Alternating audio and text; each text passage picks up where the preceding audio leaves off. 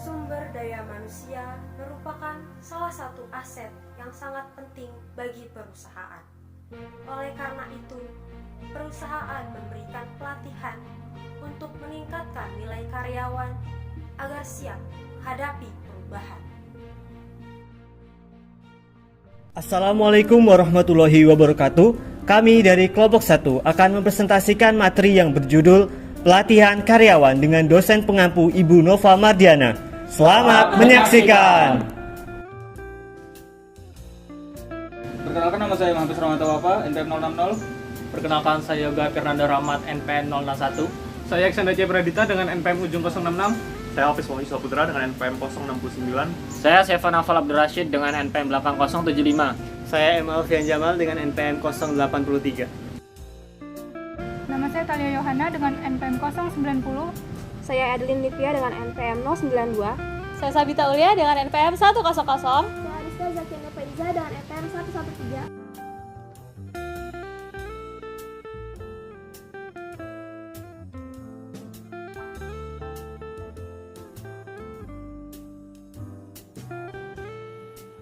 Tujuan pembelajaran yang pertama ada untuk mengetahui bagaimana cara meningkatkan keterampilan dan pengetahuan karyawan dalam organisasi. Yang kedua, untuk mengembangkan inovasi serta kreativitas karyawan. Dan yang ketiga, meningkatkan produktivitas dengan tujuan akhir mendapatkan kinerja yang maksimal. Apa itu pelatihan? Pelatihan adalah upaya untuk membantu karyawan memperoleh pengetahuan, keterampilan, kemampuan, dan perilaku terkait pekerjaan dengan tujuan menerapkan ini pada pekerjaan mereka. Pelatihan dapat bermanfaat bagi organisasi bila dikaitkan dengan kebutuhan organisasi dan apabila memotivasi karyawan.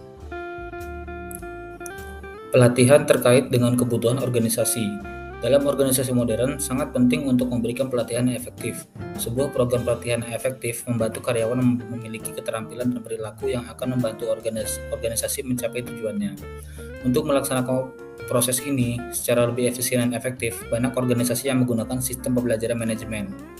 Sebuah aplikasi komputer yang mengotomatisasi administrasi, pengembangan, dan pengiriman dari program pelatihan. Manajer dan karyawan dapat menggunakan LMS untuk mengidentifikasi kebutuhan pelatihan. LMS dapat membuat program pelatihan tersedia secara luas dan membantu perusahaan mengurangi biaya perjalanan dan lainnya dengan memberikan pelatihan online.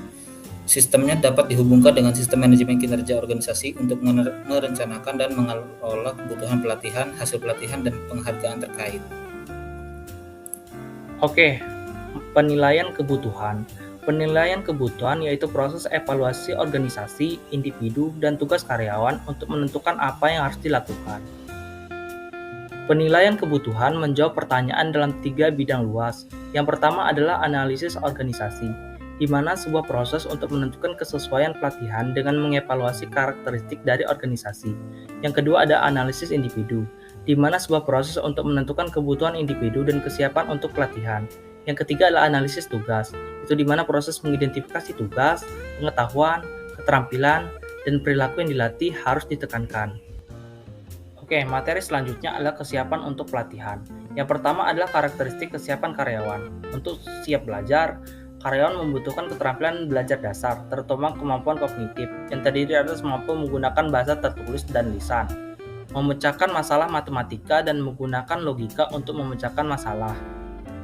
Kedua yaitu lingkungan kerja. Kesiapan untuk pelatihan juga bergantung pada 2 karakteristik lingkungan kerja.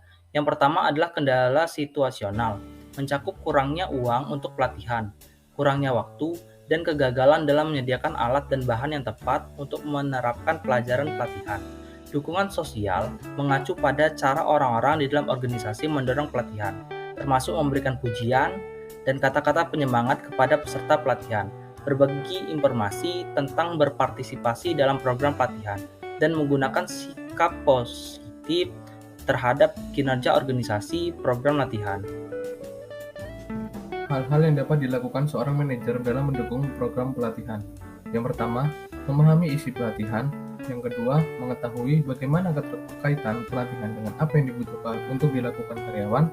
Yang ketiga, memberikan karyawan pengetahuan tentang apa yang mereka butuhkan untuk kesuksesan karir. Yang keempat, Dukung penggunaan karyawan terlatih saat mereka kembali bekerja. Dan yang kelima, pastikan bahwa karyawan memiliki peralatan dan teknologi yang diperlukan untuk menggunakan pelatihan. Merencanakan program pelatihan. Yang pertama, menetapkan tujuan program. Yang kedua, memilih pelatih internal atau eksternal. Dan yang ketiga, memilih metode pelatihan. Di dalam memilih metode pelatihan, terdapat beberapa metode, seperti metode presentasi, di mana peserta pelatihan menerima informasi yang diberikan oleh yang lain. Lalu ada metode langsung, di mana peserta pelatihan terlibat aktif dalam mencoba mengajar keterampilan khusus, menunjukkan bagaimana keterampilan berhubungan dengan pekerjaan atau bagaimana caranya menangani masalah antar pribadi.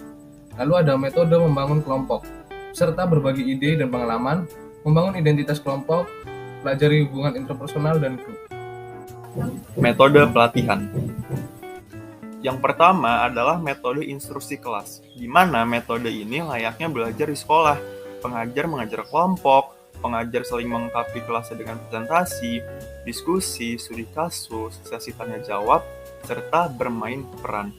Nah, keunggulan metode instruksi kelas adalah efektif dalam memberikan materi-materi yang rumit, karena para pengajar akan menjelaskan materi-materi tersebut secara terperinci serta memberikan contoh yang jelas, sehingga para karyawan akan lebih mudah memahami dan lebih mudah menyerap materi-materi tersebut. Yang kedua adalah metode computer-based learning. Di metode ini dibagi menjadi dua. Yang pertama, e-learning, yaitu melibatkan penerimaan pelatihan melalui internet, biasanya melalui beberapa kombinasi modul pelatihan berbasis web, pembelajaran jarak jauh, dan kelas virtual. Contoh dari e-learning tersebut adalah ketika kita belajar di kala pandemi, di situ kita menggunakan konsep e-learning tersebut melalui pembelajaran jarak jauh. Dan yang kedua adalah Electronic Performance Support System, adalah aplikasi komputer yang memberikan akses ke pelatihan keterampilan, informasi, dan nasihat ahli ketika terjadi masalah pada pekerjaan. Nah, keunggulan dari metode computer-based learning ini adalah dia lebih efisien terhadap waktu, biaya, serta lebih fleksibel. Kenapa? Karena kita tidak perlu untuk mengunjungi tempat pelatihan. Cukup di rumah dan membuka device, kita akan mendapatkan pelatihan pembelajaran jarak jauh di kelas virtual. Baik, selanjutnya yang ketiga yaitu ada metode on-the-job training. Metode pelatihan di mana seseorang dengan pengalaman kerja dan keterampilan membimbing peserta pelatihan dalam mempraktekkan keterampilan kerja di tempat kerja. Nah, ada 3 aspek tujuan dari metode on-the-job training ini. Yang pertama itu tentang pengetahuan, kemudian itu ada perilaku serta keterampilan.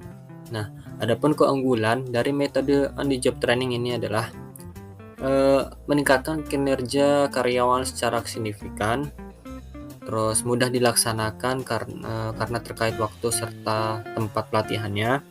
Yang ketiga itu ada lebih efektif dalam melatih karyawan karena sesuai dengan kebutuhannya, serta yang terakhir itu membantu karyawan untuk cepat beradaptasi di lingkungan kerjanya. Baik, yang selanjutnya yang keempat itu ada metode simulasi, sebuah metode pelatihan yang merepresentasikan situasi dalam kehidupan nyata, yang dimana peserta dilatih untuk membuat keputusan yang mencerminkan tentang pekerjaannya. Nah, metode simulasi juga itu merupakan salah satu metode mengajar yang dapat digunakan dalam pembelajaran berkelompok. Nah, ada 3 aspek juga tujuan dari adanya metode simulasi, yaitu adanya pelatihan, kedua studi perilaku sistem, serta permainan atau game. Nah, salah satu contoh dari penerapan metode simulasi adalah adanya sebuah gladi resik, yang dimana pada gladi resik itu terjadi proses sesuatu. Metode selanjutnya yaitu metode game bisnis dan studi kasus, yaitu sebuah metode di mana para peserta diberikan sebuah kasus untuk dipelajari, lalu peserta diharuskan untuk mencari informasi, menganalisis kasus, dan juga membuat suatu keputusan yang tepat untuk kasus tersebut. Tujuan akhir dari metode game bisnis ini adalah untuk mencapai kemenangan dan mencapai tujuan bisnis yang diinginkan. Metode selanjutnya yaitu pemodelan perilaku, yaitu suatu metode di mana para peserta mengamati orang lain yang mendemonstrasikan perilaku yang diinginkan, kemudian memiliki kesempatan untuk berlatih perilaku itu sendiri. Dalam bisnis, metode pemodelan perilaku dapat membantu perusahaan untuk memprediksi perilaku pelanggan, seperti kecenderungan pembelian, preferensi produk, dan respon terhadap kampanye pemasaran. Dalam memahami perilaku pelanggan, perusahaan dapat mengoptimalkan strategi pemasaran mereka dan meningkatkan kinerja bisnis secara keseluruhan.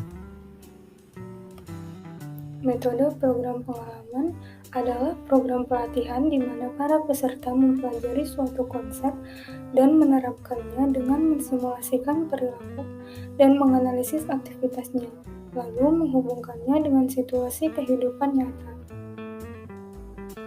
Selanjutnya, metode pelatihan tim, yaitu sebuah metode pelatihan yang mengorganisasikan kinerja individu yang bekerja sama untuk mencapai tujuan bersama. Ada 3 jenis pelatihan, yaitu cross-training, coordinating training, dan team leader training. Yang pertama yaitu ada cross-training, merupakan pelatihan yang dilakukan dengan meminta karyawan untuk melakukan aktivitas pekerjaan tertentu di luar bidang pekerjaan yang ditugaskan kepadanya. Yang kedua ada coordinating training, adalah proses mengatur dan mengelola semua aspek pelatihan dalam suatu organisasi atau perusahaan. Dan yang terakhir ada team leader training, yaitu pelatihan untuk mengembangkan dan meningkatkan kemampuan diri sebagai seorang pemimpin. Metode yang terakhir yaitu action learning, di mana sebuah kelompok kerja diberikan masalah aktual atau masalah nyata.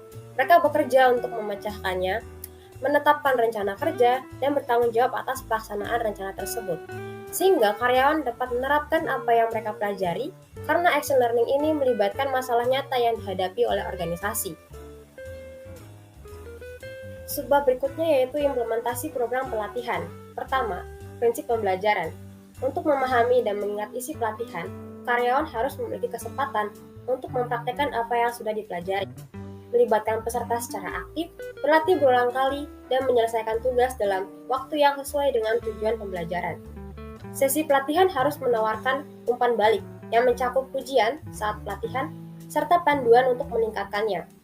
Program pelatihan juga perlu memecah informasi menjadi sesi-sesi yang lebih singkat. Dan pendekatan lain adalah mengganti materi tertulis dengan tidak tertulis seperti video atau pembelajaran langsung dan juga metode lainnya. Kemudian transfer pelatihan atau penerapan pengetahuan, keterampilan, dan perilaku yang telah dipelajari dalam pelatihan. Agar karyawan dapat menerapkan apa yang mereka pelajari, harus adanya dukungan sosial, dukungan teknis, dan juga manajemen diri. Yang pertama, dukungan sosial.